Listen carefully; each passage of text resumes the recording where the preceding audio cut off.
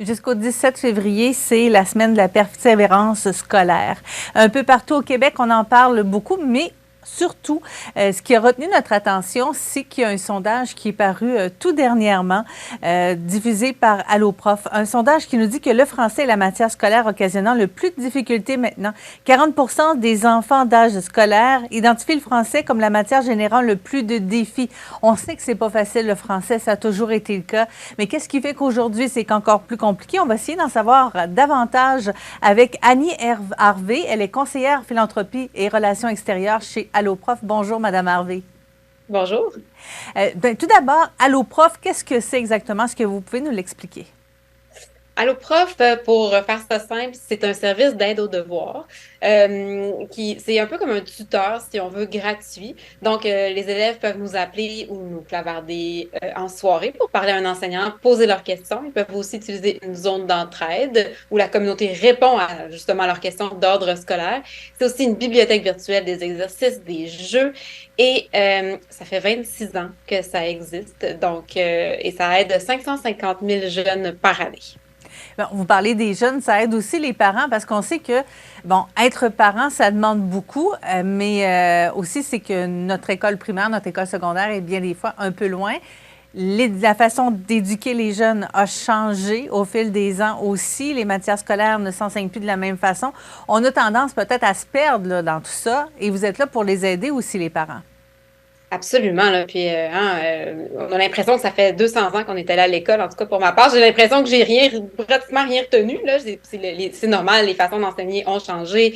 Puis, ben, les matières qu'on ne sert pas tous les jours, hein, la mémoire est une faculté qui oublie. Mm-hmm. Donc, nous, ce qu'on fait, c'est qu'on a une section réservée aux parents, dont la mission est d'aider le parent à aider son enfant. Alors, il y a tout plein de trucs donnés par des spécialistes, des conseils sur comment mieux accompagner son enfant dans telle ou telle matière, ou à gérer des petits défis du quotidien, par exemple, peu importe là, les défis que peut rencontrer l'enfant.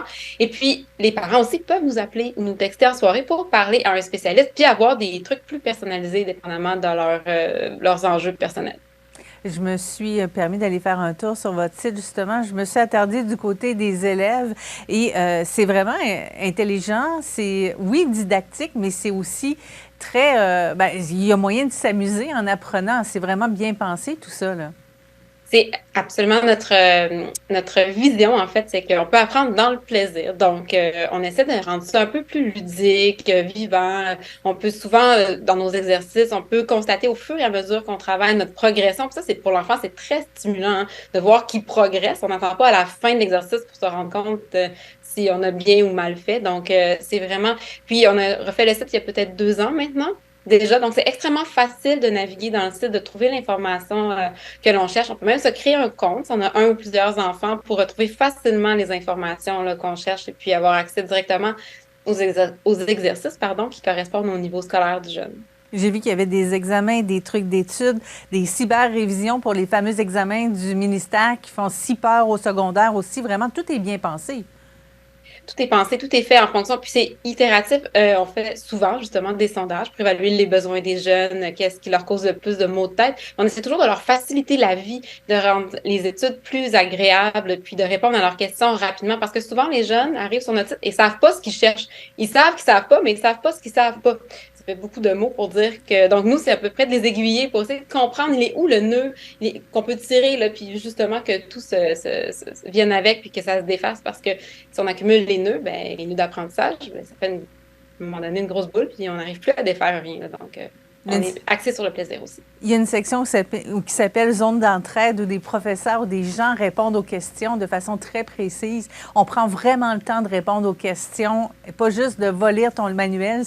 Tout est là. C'est vraiment bien pensé. J'ai pas d'autres mots parce que j'ai été agréablement surprise de découvrir ce site-là. Oui, ben, il est plein de surprises, effectivement, là, parce qu'on trouve beaucoup d'informations et tout ça. Puis pour en revenir à la zone d'entraide, là, c'est un peu comme un forum. Vous savez, à l'époque, ben, pour les parents de mon âge, on se souvient des forums. Donc, la communauté répond parce que les élèves, on s'est rendu compte que même s'ils ne devraient pas étudier à la dernière minute, c'est ça. On étudie souvent à la dernière minute, puis nos enseignants ne sont pas toujours sur place. On est là de 17 à 20 heures en semaine.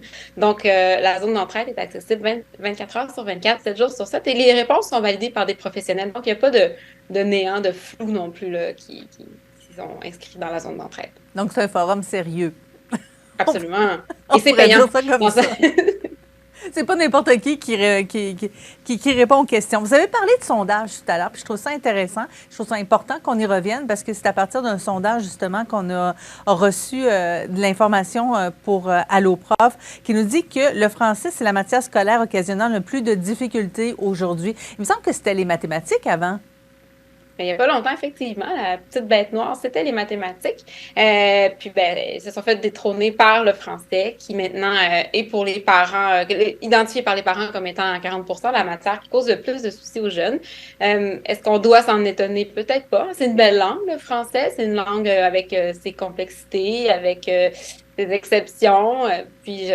Donc, il faut lire, il faut pratiquer, il faut en prendre soin. Donc, on a revampé 2 exercices qui existaient déjà, justement pour aider les jeunes à mieux progresser dans cette matière-là. Est-ce que vous pourriez nous les présenter, justement, ces exercices que vous avez revampés?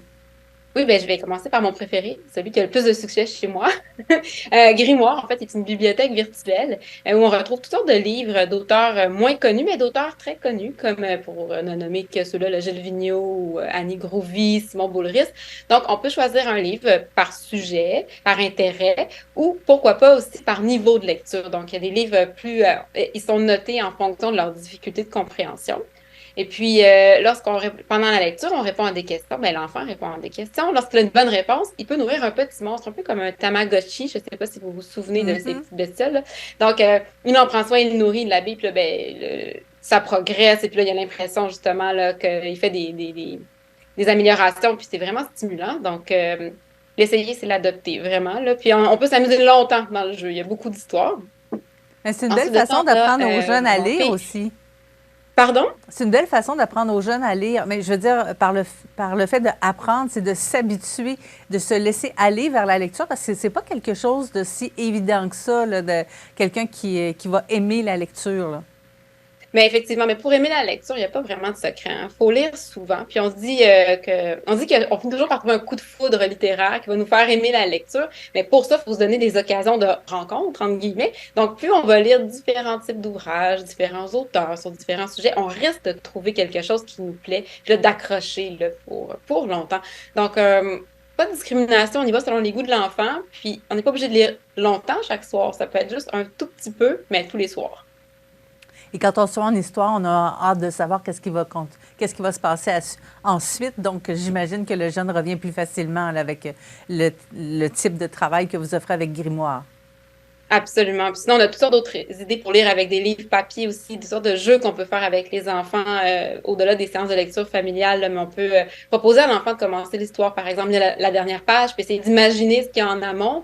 Puis après ça, comme un détective, il va lire le livre pour vérifier son hypothèse. Donc, c'est toutes sortes de petits trucs qu'on donne aussi dans les articles pour aider les enfants à voir la lecture pas comme un devoir, mais comme un plaisir, que ce soit plus facile pour eux. Et le deuxième jeu que vous avez revampé, c'est lequel? C'est notre exercice de vocabulaire. Vous savez, ces fameuses listes de vocabulaire que les enfants doivent apprendre au primaire.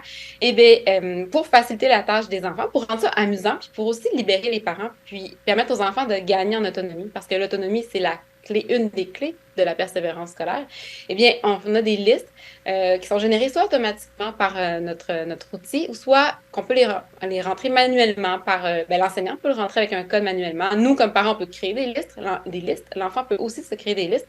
Et là, il entend le mot, il doit l'écrire correctement. Lorsque c'est une bonne réponse, on a une célébration.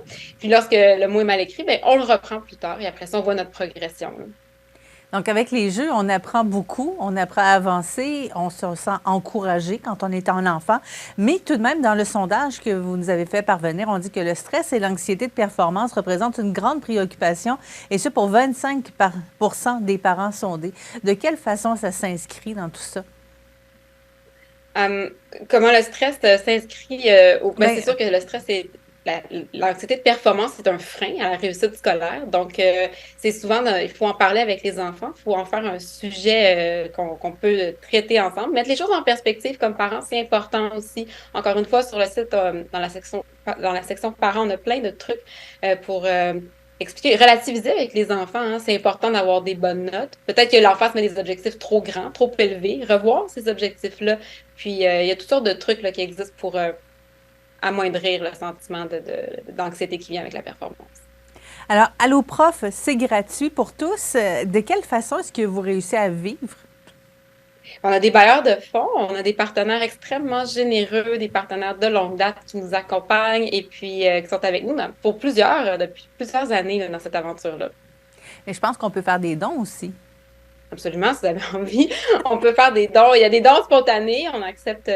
Puis c'est un projet de société, hein, lorsqu'on y pense comme il faut. Là, tout le monde y a accès. On est partout dans la province, on est pour les élèves québécois, avec eux, avec les parents aussi. Puis quand même 60 millions d'utilisations l'année passée. Là, c'est pas à négliger. Là. Donc, pour ceux et celles qui ne le connaissent pas, je vous invite à visiter le alloprof.qc.ca. Vous allez être impressionné par tous les outils qui s'y trouvent et la facilité de naviguer d'un endroit à l'autre, autant pour l'enfant que pour la section parents. Il y a même une section pour les enseignants.